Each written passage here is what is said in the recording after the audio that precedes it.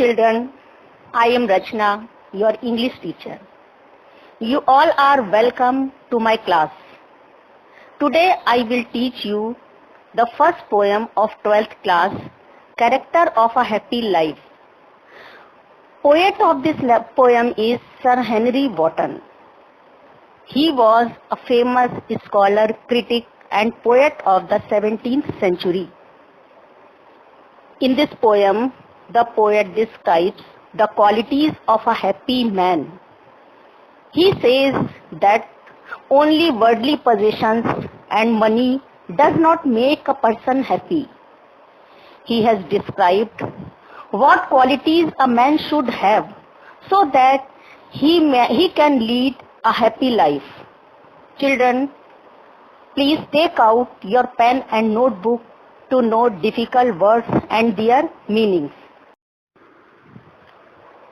Character of a happy life. इस शीर्षक का मतलब है कि moral qualities to lead a happy life means moral qualities, कौन कौन सी मॉरल क्वालिटीज एक मनुष्य के अंदर होनी चाहिए एक हैप्पी लाइफ व्यतीत करने के लिए। तो बच्चों, आप डिफिकल्ट वर्ड्स और उनकी मीनिंग्स को अवश्य लिखते रहें और इनको अवश्य याद भी कर लें, क्योंकि ये वर्ड्स जो हैं ये आपकी वोकैबुलरी को इंक्रीज करेंगे और आपके पोयम को समझने में मदद करेंगे। Now let us start the poem. How happy is he born or taught that serveth not another's will, whose armor is his honest thought and simple truth his utmost skill. How happy is he born or taught? वो व्यक्ति कितना खुश है जो पैदा हुआ है इन गुणों के साथ या उसको शिक्षा मिली है कि जो काम करता है अपनी इच्छा अनुसार, not according to another's will, दूसरे की इच्छा के अनुसार नहीं बल्कि जो अपनी इच्छा के अनुसार कार्य करता है, जो वो उचित समझता है वो वही काम करता है। Whose armor? Armor means कवच, प्रोटेक्शन। जिसके is his honest thought, जिसके ईमानदार विचार ही उसका कवच हो। And simple truth his utmost skill, और सत्य बोलना ही उसकी बेस्ट क्वालिटी हो। वो व्यक्ति कितना खुश है। इंग्लिश में इसी स्टैंजे का मतलब आप समझ लीजिए। हाउ हैप्पी इज ही, वो व्यक्ति कितना खुश है। How happy is the person who is born with these qualities और taught these qualities that do not work according to another's will. A happy man is independent, means he works what he thinks proper. Honesty is the only weapon with which he protects himself. To speak truth is his best talent or quality. Next stanza, whose passions not his masters are, whose soul is still prepared for death, untied unto the word with care of princely love or vulgar breath. Patience, बच्चों patience का मतलब है strong feelings, desires, हमारी इच्छाएं, master माने मालिक ना बन जाएं। स्टिल यहाँ पर यूज हुआ है ऑलवेज के लिए। अनटाइड, अनटाइड मीन्स फ्री, मुक्त। केयर, केयर यूज हुआ है सांसारिक बंधनों के लिए। Princely, princely love, princely love माने शाही प्रेम, राजाओं की कृपा। और वल्गर ब्रेथ माने बेकार की बातें। तो whose passions not his masters are, जिसकी फीलिंग्स, मनोवेग, इच्छाएं उस पर हावी ना हो, उसको कंट्रोल ना करें बल्कि वह अपनी इच्छाओं को कंट्रोल कर सके, जिसकी आत्मा हमेशा मृत्यु के लिए तैयार रहे। whose soul is still prepared for death means जिसकी आत्मा हमेशा मृत्यु के लिए तैयार रहे, मीन्स जो मृत्यु से ना डरता हो। अनटाइड माने फ्री, जो सांसारिक चिंताओं से मुक्त हो, अर्थात जो राजाओं की कृपा उस पर बनी रहे उसकी इच्छा ना रखता हो या वल्गर ब्रेथ माने जो बेकार की बातें हैं उनकी परवाह ना करता हो, लोग जो उसके बारे में बेकार की बातें करते हैं उसकी परवाह ना करता हो, वो व्यक्ति कितना सुखी है। Who hath his life from rumors freed, whose conscience is his strong retreat, whose state can neither flatterers feed, nor ruin make oppressors great. Rumors means अफवाहें, baseless news आधारहीन बातें, conscience means अंतरात्मा, आत्मा की आवाज, retreat means shelter, whose state माने position स्थिति, flatterers means चापलूस व्यक्ति, ruin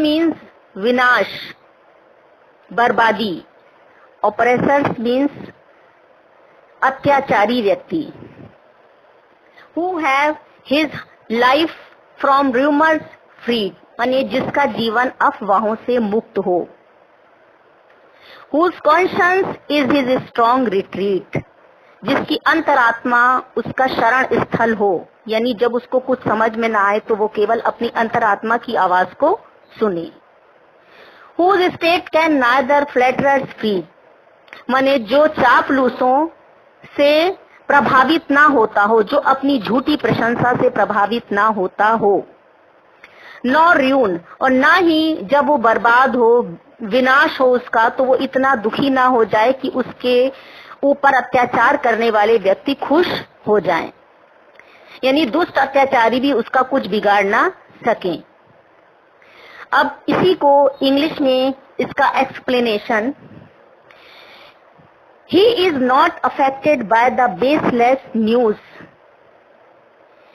he takes shelter of his conscience gives him peace and rest, whose state can neither flatterers feed माने he is unaffected by false flattery, he does not care for his ruin, he does not care for his destruction, his enemies get nothing by his loss, when he is ruined he is not so sad that his enemies may feel victorious, who envies none whom chance doth raise, nor wise who never understood how deepest wounds are given with praise, nor rules of state but rules of good. Envies means jealous, chance माने अवसर, deepest wounds माने गहरे घाव, praise means प्रशंसा, nor rules of state, rules माने नियम, state यहाँ पर आया है गवर्नमेंट के लिए, गवर्नमेंट के नियम, who envies none whom chance doth raise माने जो किसी से जेलसी ना रखता हो, whom माने उन व्यक्तियों से भी नहीं जो मौके से आगे बढ़ा है, यानी जो बाई चांस उसको सफलता मिली है, उनसे वो जेलसी ना रखता हो, नॉर वाइज माने उन व्यक्तियों से भी नहीं जो कि पाप कर्म से आगे बढ़े हैं, who never understood जो ये कभी नहीं समझता कि कितने गहरे घाव जो हैं हम झूठी प्रशंसा से किसी को दे सकते हैं, झूठी प्रशंसा दूसरों को कितना गहरा घाव पहुंचा सकती है, नॉर रूल्स ऑफ स्टेट जो कि गवर्नमेंट के नियमों को ना मानता हो बल्कि अच्छाई के नियमों को मानता हो। अब इसी का English explanation, who envies none whom chance doth raise, a person who leads a happy life does not feel ill will for those who have become great by chance or by dishonest means. He does not know that how much harm can be done to a person by false praising. He never does it. He does not care for the rules of the government. He follows the rules of goodness. He only follows the rules of goodness. Who God doth late and early pray, more of his grace than gifts to lend, who entertains the harmless day with a well-chosen book or friend. Who God doth late and early pray. Late and early यहाँ पर आया है always के लिए, हमेशा. More of his grace. Grace means कृपा. Entertains इसमें आया है spends, व्यतीत करना. Well chosen means अच्छे से चुनी गई. तो who God doth late and pray early pray, जो व्यक्ति जो है ईश्वर को सुबह शाम प्रे करता हो, ईश्वर की आराधना करता हो. More of his grace than gifts to lend. More माने इसमें बताया है कि उसकी कृपा के लिए, जो उसकी प्रार्थना करता हो, उसकी कृपा के लिए, बजाय कि उससे बदले में कोई गिफ्ट मिले, उसके बजाय वो उसकी केवल कृपा प्राप्ति के लिए उसकी प्रार्थना करता हो. Who entertains the harmless day, जो व्यतीत करता हो बिना किसी को नुकसान पहुंचाए पूरा दिन, एक अच्छी चुनी हुई पुस्तक के साथ में और किसी अच्छे मित्र के साथ.